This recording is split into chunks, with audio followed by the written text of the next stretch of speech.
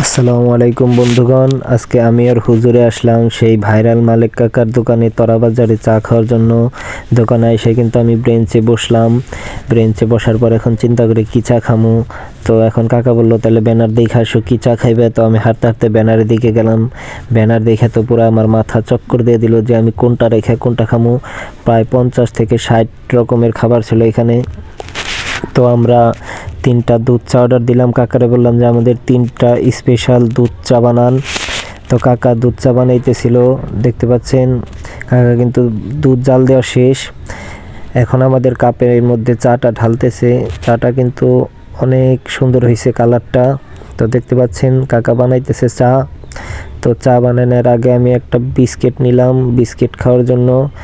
একটা বিস্কিট না খেলে কিন্তু চা খাওয়ার আগে আসলে ভালো লাগে না, তাই একটা বিস্কিট নিলাম। তো আমি বিস্কিট খাইতেছিলাম, তারপর চাটা একটা চুমুক দিলাম।